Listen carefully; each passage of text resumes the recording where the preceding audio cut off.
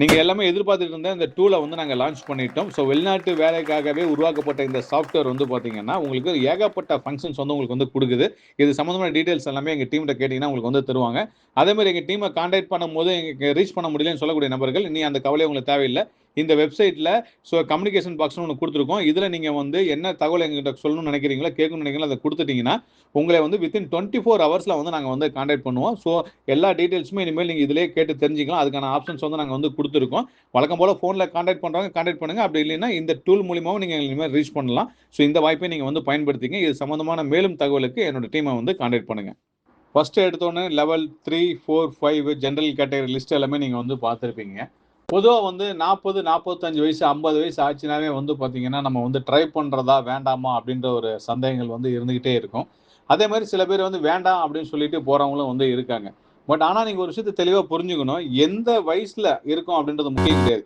எந்த வேலைக்கு எந்த வயசு அப்படின்றது தான் முக்கியம். குறிப்பா வந்து உடல் உழைப்பு சம்பந்தமான ஒரு பிசிக்கல் ஃபிட்னஸ் ரிலேட்டடான ஒரு வேலைக்கு போறோம் அப்படின்னா, நிச்சயமா வயச பத்தி நம்ம கவலைப்படணும். ஆனா ஒரு டெக்னிக்கலா வந்து ஒரு போறேன் நான் அப்படின்னும்போது, ஏஜ பத்தி நம்ம கவலைப்பட வேண்டிய அவசியமே வந்து கிடையாது. இந்த புரிதல நீங்க புரிஞ்சுக்கிட்டீங்கன்னா, தேவையில்லாம ஒருத்தர்ட்ட போய் பணத்த கட்டி ஏமாறாம இருப்பீங்க அப்படின்றதுக்காக மட்டும் தான். இருந்தாலும் 40, 45, 50 வயசுல இருக்கவங்க, இப்ப நியூசிலாந்து போறதுக்கான ஆப்பர்ச்சுனிட்டி எந்த அளவுக்கு இருக்கு? இப்ப நியூசிலாந்து கவர்ன்மெண்ட் என்ன மாரியான சேஞ்சஸ்லாம் கொண்டு வந்திருக்காங்க? எந்த கேட்டகரிலாம் வந்து அப்கிரேட் பண்ணியிருக்காங்க? இங்கிலீஷோட லெவல் எங்க புஷ் பண்ணியிருக்காங்க? அப்படின்ற எல்லா டீட்டெயில்ஸுமே வந்து வித் அஃபிஷியல் சோர்ஸோட உங்களுக்கு நான் வந்து எக்ஸ்பிளைன் பண்றேன். வீடியோவ ஸ்கிப் பண்ணாம பாருங்க.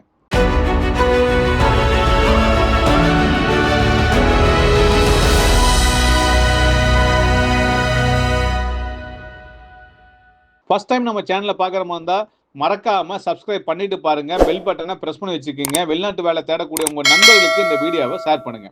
பொதுவா 40 வயசு, 45, 50 வயசுல இருக்கும்போது, வெளிநாட்டு வேலை முயற்சி பண்ணலாமா? நம்ம பண்ணா கிடைக்குமா? அப்படின்ற சந்தேகங்கள் பொதுவா எழக்கூடியது தான். ஆனா, அந்த மாரியான சூழ்நிலையில 40, 45, 50 வயசுல உங்களுக்கு டயர் 1 கேட்டகரில இருக்கீங்க. ஒரு ஜாப் ஆஃபர் கிடைக்குது அப்படின்னா, உடனே பிஆர்‌க்கு அப்ளை பண்றதுக்கு எலிஜிபிளான கேண்டிடேட். இத நீங்க மறந்துறாதீங்க. அதே மாரி 2 வருஷம் எக்ஸ்பீரியன்ஸ் டயர் 2ல நீங்க ஆஃபர் வாங்கியிருக்கீங்க அப்படின்னா, உங்களுக்கு 2 வருஷத்துல வேலை செஞ்ச 2 வருஷத்துல பிஆர் அப்ளை பண்ணதுக்கான எலிஜிபிலிட்டி வந்து உங்களுக்கு வந்து கிடைச்சிருது. அந்த அளவுக்கு பிஆர் கிடைக்கிறதுக்கு சாதகமான ஒரு நாடுனா அது நியூசிலாந்து தான். அதே மாரி கிரீன் லிஸ்ட்ல கிட்டத்தட்ட 205 ஆக்குபேஷன்ஸ் வந்து கொண்டு வந்து வச்சிருக்காங்க. நெறைய சேஞ்சஸும் கொண்டு வந்து குடுத்துருக்காங்க. சில சேஞ்சஸ் வந்து பார்த்தீங்கன்னா, நமக்கு சாதகமா இருக்கு. ஒரு சில சேஞ்சஸ் வந்து பார்த்தீங்கன்னா, நமக்கு வந்து கொஞ்சம் சாதகமா இல்லைன்னு சொல்லக்கூடிய சூழ்நிலை தான் வந்து இருக்கு. அது மாரி என்னென்ன சேஞ்சஸ்லாம் இருக்கு அப்படின்றதையும் பார்த்துரலாம். பொதுவா எந்த வீடியோவா இருந்தாலும் வெளிநாட்டு வேலைவாய்ப்பு சம்பந்தமான தகவல நான் சொல்றதுக்கு, அந்த நாட்டுல இருக்கக்கூடிய கவர்ன்மெண்ட் வெப்சைட்ட தான் வந்து ரெஃபரன்ஸ்க்கு வந்து எடுத்துப்பேன். அத பேஸ் பண்ணி தான் உங்களுக்கு வந்து நான் பதிவு பண்றேன் அப்படின்றத மீண்டும் ஒரு முறை உங்களுக்கு நான் நினைவுபடுத்திடுறேன். நியூசிலாந்து கவர்ன்மெண்ட் பல்வேறு நடவடிக்கைகளை எடுத்துட்டு வந்துட்டு இருக்காங்க. வெளிநாட்டுல இருந்து வரக்கூடிய வேலைக்கு வரக்கூடிய நபர்களுக்காக. அதே மாரி நெறைய சேஞ்சஸ் வந்து பண்ணிட்டாங்க. குறிப்பா வந்து பார்த்தீங்கன்னா, சாதகமான விஷயமா இருக்கிறது வந்து பார்த்தீங்கன்னா, எக்ஸ்பீரியன்ஸ் வந்து 3 வருஷம் இருக்கணும்ன்றத வந்து 2 வருஷமா மாத்திட்டாங்க. அதே மாரி பார்த்தீங்க அப்படின்னா, மினிமம் வேஜஸ் அதாவது நம்ம குடுக்கக்கூடிய சம்பளம் வந்து பார்த்தீங்கன்னா, நியூசிலாந்து டாலர்ல 1 மணி நேரத்துக்கு 23.95 ஏப்ரல் 1, 2026லேருந்து நடைமுறை வந்து படுத்திட்டாங்க. அதே மாரி நேஷனல் ஆக்குபேஷன் லிஸ்ட் NOL அப்படின்னு சொல்லுவாங்க ஷார்ட்டா. 91 நியூ ஆக்குபேஷன்ஸ வந்து ஆட் பண்ணியிருக்காங்க. எலிஜிபிளா அதாவது AEWBல வந்து பார்த்தீங்கன்னா, இப்ப அதிகமான ஆப்பர்ச்சுனிட்டி வந்து கேட்டகரி லிஸ்ட் வந்து இருக்கு. அதே மாரி வந்து பார்த்தீங்கன்னா, புதுசா வந்து பார்த்தீங்கன்னா, நியூ பாத்வே வந்து லான்ச் பண்றாங்க. ஸ்கில்டு மைக்ரேஷன் கேட்டகரிக்கு வந்து ஆகஸ்ட் 24, 2026ல இருந்து. 5வது வந்து பார்த்தீங்க அப்படின்னா, இது வந்து ஒரு பிரேக்கிங் நியூஸாவே வந்து சொல்லலாம் வந்து. இங்கிலீஷ் ரெக்ரூட்மென்ட் வந்து பார்த்தீங்க அப்படின்னா 4.0க்கு வந்து பார்த்தீங்கன்னா கொண்டு வந்திருக்காங்க. இது வந்து அட்வான்ஸ் லெவல் வந்து கிடையாது. நீங்க ஒரு குறைஞ்சது ஒரு 3 மாசம் வந்து நீங்க வந்து தொடர்ந்து இங்கிலீஷ் வந்து நீங்க பிராக்டிஸ் பண்ணீங்க அப்படின்னா, இந்த 4.0 அப்படின்ற ஸ்கோர வந்து உங்களால எடுக்க முடியும். இது வந்து கொஞ்சம் நடைமுறையில சிக்கலான ஒரு விஷயமா இருந்தா கூட, ஆனா இது சாத்தியமான ஒரு விஷயம் அப்படின்றனால பெருசா நம்ம கவலைப்பட வேண்டிய அவசியம் வந்து கிடையாது. இதுல மெயினா சேஞ்சஸ் அப்படின்றத வந்து பாத்தீங்கன்னா, இங்கிலீஷ் எக்ஸாம் ஒண்ணு கொண்டு வந்திருக்காங்க. அதே மாரி வந்து பாத்தீங்கன்னா, புதுசா NOL சிஸ்டம் அத கொண்டு வந்துட்டாங்க. முன்னாடி வந்து அந்த சிஸ்டம் கிடையாது. இப்ப வந்து அந்த சிஸ்டம் வந்து நேஷனல் ஆக்குபேஷன் லிஸ்ட் அப்படின்றத கொண்டு வந்துட்டாங்க. அதே மாரி நீங்க சப்மிட் பண்ணக்கூடிய ப்ரூஃப் எல்லாமே வந்து செக் பண்ணுவாங்க. அதனால எந்த விதமான ஃபேக்கும் வந்து நீங்க வந்து சப்மிட் பண்ணிறாதீங்க. நான் முன்னாடி சொல்லியிருப்பேன் கிரீன் லிஸ்ட்ன்னு சொல்றது. கிரீன் லிஸ்ட் அப்படின்றது நமக்கான கோல்டன் டிக்கெட். அதாவது வந்து டயர் 1ல நீங்க வந்துட்டீங்க அப்படின்னா, ஸ்ட்ரைட்டாவே நீங்க வந்து ஜாப் ஆஃபர் கிடைச்ச உடனே பிஆர் அப்ளை பண்ணிட்டு உள்ள வந்துரலாம். அதுக்கான கேட்டகரி தான் இப்ப நீங்க வந்து டிஸ்ப்ளேல பார்க்குறீங்க. Doctor, nurse, primary secondary school டீச்சர்ஸுக்குலாம் கோல்டன் ஆப்பர்ச்சுனிட்டிங்க. இது வந்து கோல்டன் டிக்கெட், இது மிஸ் பண்ணிடாதீங்க. அதே மாதிரி civil, mechanical, electrical engineers, structural engineers, software engineer, ICT professionals எல்லாத்துக்குமே வந்து டைரக்டாவே டயர் 1ல வந்து கொடுத்துருக்காங்க. அதே மாதிரி டயர் 2ல வந்து பார்த்தீங்கன்னா அதுலேயும் நர்ஸ் இருக்காங்க, கன்ஸ்ட்ரக்ஷன் ப்ராஜெக்ட் மேனேஜர்ஸ் வந்து இருக்காங்க, சைல்டுஹுட் டீச்சர்ஸ் வந்து இருக்காங்க, செஃப் வந்து இருக்காங்க. அதுக்கு சில கிளாசிஃபிகேஷன்ஸ் வந்து கொடுத்துருக்காங்க.